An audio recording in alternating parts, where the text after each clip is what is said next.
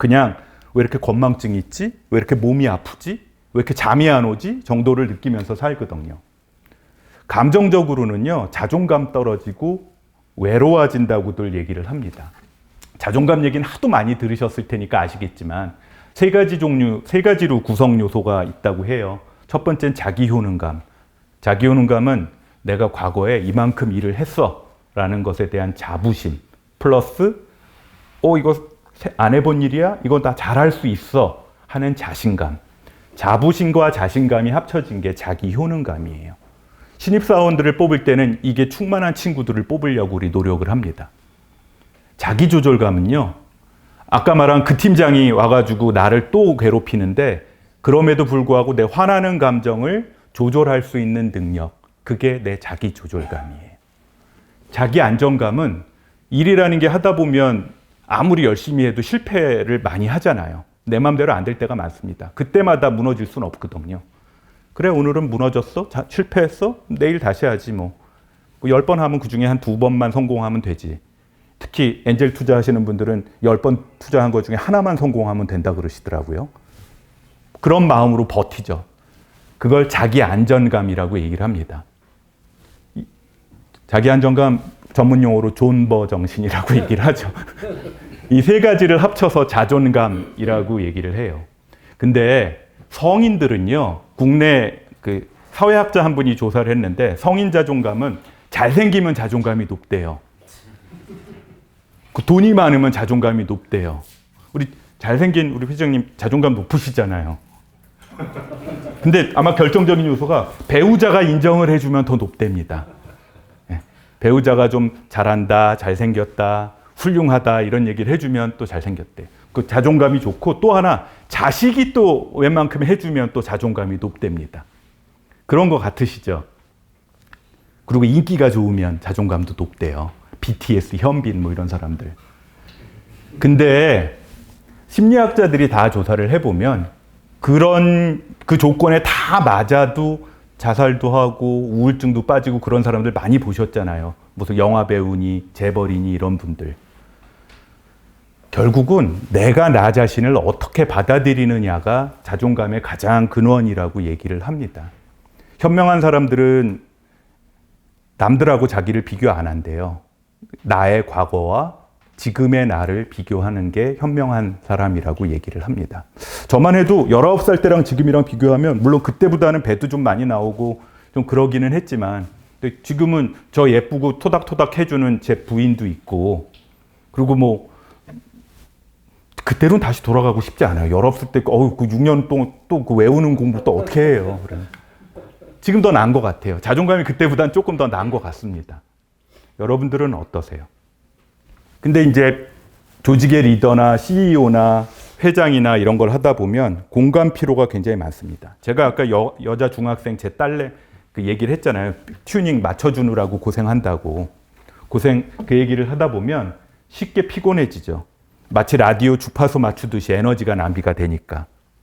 나이가 먹을수록 그게 이제 귀찮아져요. 내가 뭐 저 인간들 기분을 왜 맞춰줘야지? 하는 생각이 이제 자꾸 들어갑니다. 그게 귀찮아지는 거예요. 외로워지면 더 문제가 되죠. 외로움 얘기는 제가 나중에 말씀드릴 거고.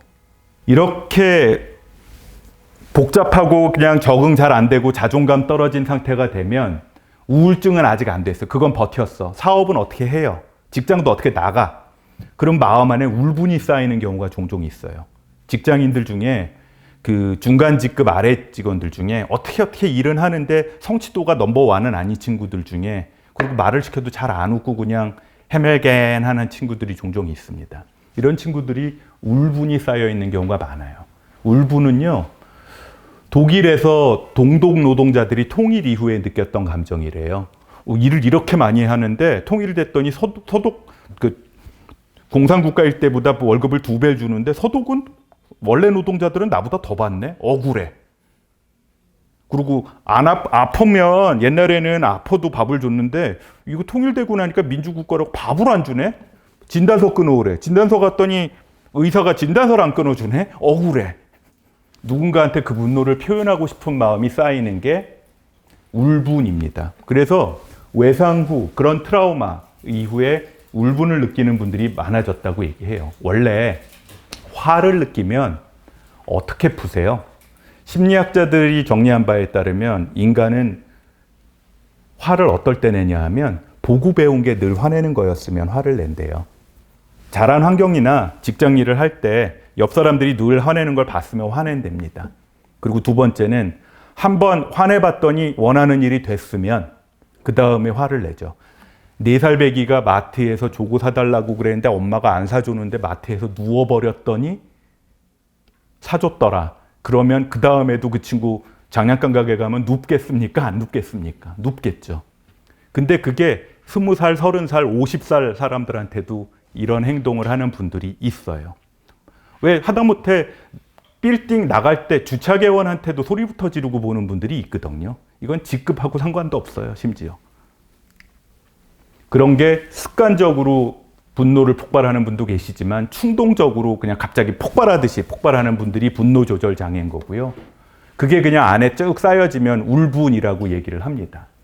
이게 차라리 그냥 내부적으로 울분은 왜 중요하냐면 밖으로 터지거나 안으로 터지는데 안으로 터지면 불안증이 될 수도 있죠. 공황장애가 되기도 하고 또는 우울증이 되기도 합니다. 이러면 그냥 치료, 남들한테 피해는 덜 줘요. 업무는 잘 안 되지만. 근데 밖으로 터지면 더 문제가 되죠. 남들한테 상처를 주거나 묻지마 폭력이 일어나거나 남대문에 불을 지르거나 예전에 대구 지하철 방어 사건도 있었잖아요. 그런 것들이 다 그 울분의 폭발 때문이다라고 얘기를 합니다. 사람들이 무슨 일이 나면 다 뭐 그 사람이 정신장애가 있었다 뭐 이런 식으로 정리하는 뉴스들 종종 보시잖아요. 근데 정신과 의사들은 그렇게 생각 안 해요.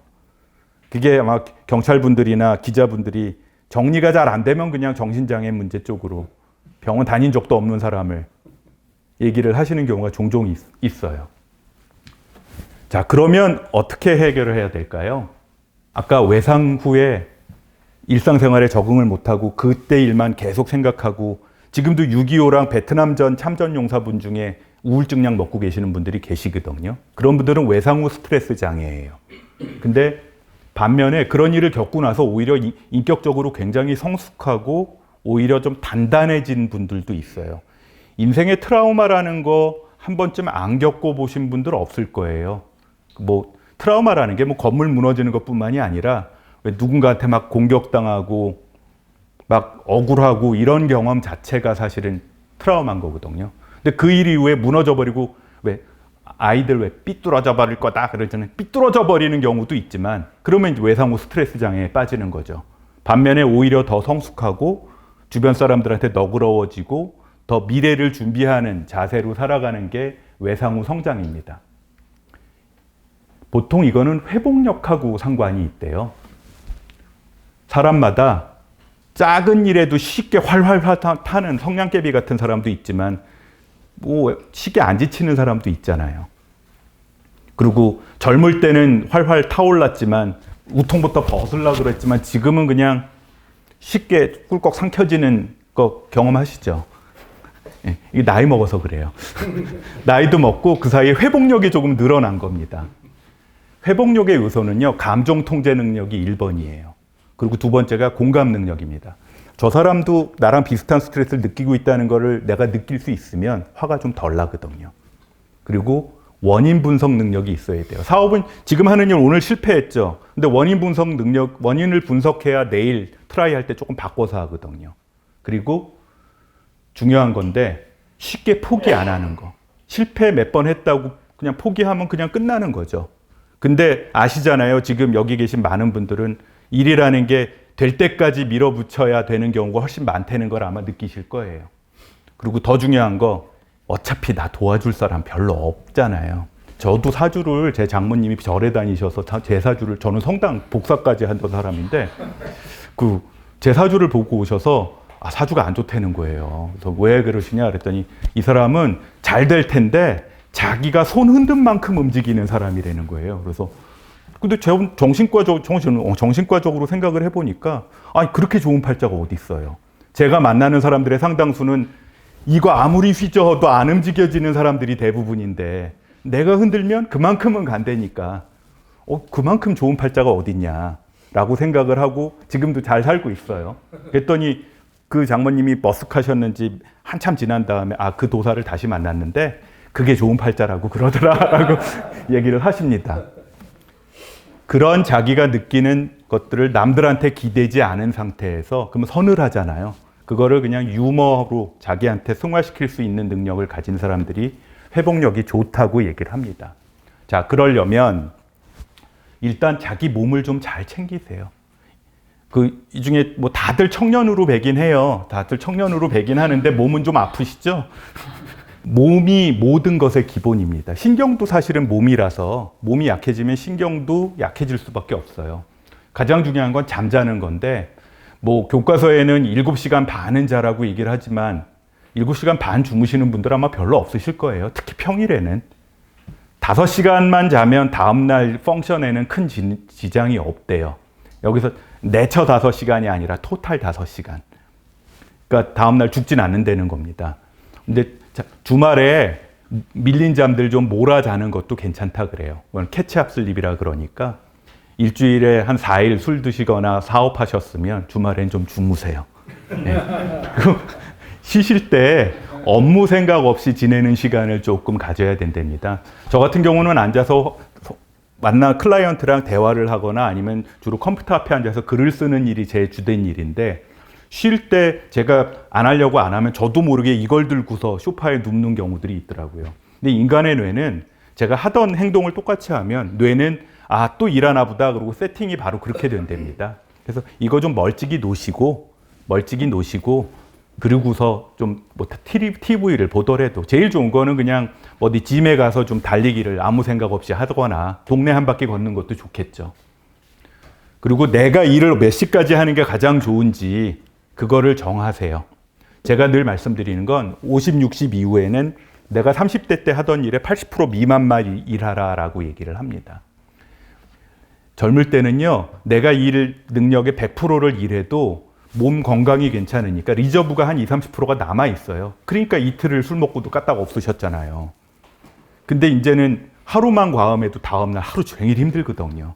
리저브가 없어요. 20, 30%의 리저브는 남겨놔야 됩니다. 왜냐하면 응급 상황이 벌어집니다. 내 몸이 아플 수도 있고 주변에 누군가가 아플 수도 있기 때문에 그 리저브를 항상 남겨놓으셔야 돼요. 육사에서도 신입 학생들을 뽑은 다음에 체력 측정을 해보면 나중에 졸업하고 성공한 친구들을 보면 입학할 때 체력이 좋았던 친구들이 나중에 잘 됐다 그러더라고요. 군인으로서도 잘 되고 군인 중간에 그만두고 나가서 사회생활을 한 사람들도 결국은 뭐 회사 생활이나 이런 걸 잘하더라. 그리고 졸업 성적도 굉장히 좋더라. 근데 이 친구들의 특징이 그릿이 높다는 겁니다. 그릿이라는 게 한마디로 얘기하면 끈기죠, 끈기. 될 때까지 하는 거. 일이라는 게 잘 될 때도 있고 안 될 때도 있지만 될 때까지 하는 힘이 필요하잖아요. 자, 체력을 한번 키워보세요. 뭐 운동해야 된다는 거 다 아시지만 실제로 운동하시는 분 속으로는 안 하고 계시는 분들 생각보다 꽤 있으실 거예요. 마음으로는. 저희 어머니도 그러세요. 운동해야 된다고 살 빼야 된다고 맨날 이러고 계세요. 앉은 자리에서.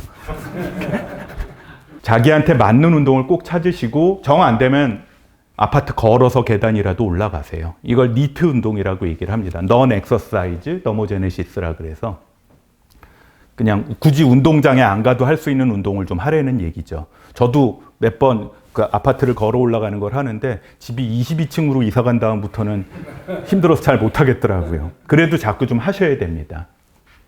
젊은 사람들한테는 이런 얘기들을 합니다. 팀장급들이나 그보다 조금 젊은 분들한테는 그러고 나서는 일을 먼저 시작을 한다. 일이라는 게 처음부터 완벽한 계획을 가지고 시작할 수 있는 일은 거의 없거든요. 그리고 일이라는 게 시작한 다음에 새로운 요소들이 발견되기 때문에 계획은 계속 수정할 수밖에 없잖아요. 그러니까 겁내지 말고 일은 일단 시작해라 라고 얘기를 합니다. 자, 근데 대부분의 젊은 사람들이나 초심자들은 내가 속한 계획을 지키려고 강박증을 가지기 시작을 해요. 그리고 그것 때문에 스트레스를 받죠. 그 계획은 언제든지 변화할 수 있다는 거. 그리고 일은 마감 시간이 있다는 거를 명확히 하고서 일을 시작하라라고 얘기를 합니다. 제일 중요한 게 기본 체력, 그 다음에 일단 시작하기, 그 다음엔 지구력을 가지고 밀어붙이는 거. 기본 체력 가지고 일단 시작하는 능력, 그 다음에 밀어붙이는 능력. 사실 인사팀에도, 저희 병원 인사팀에도요, 요새 블라인드 면접이니까 학력이니 뭐니 이런 거 모르잖아요. 세 가지를 주로 봅니다. 우울증이 없는지 뭐 강박증이 없는지 그건 체크를 하지만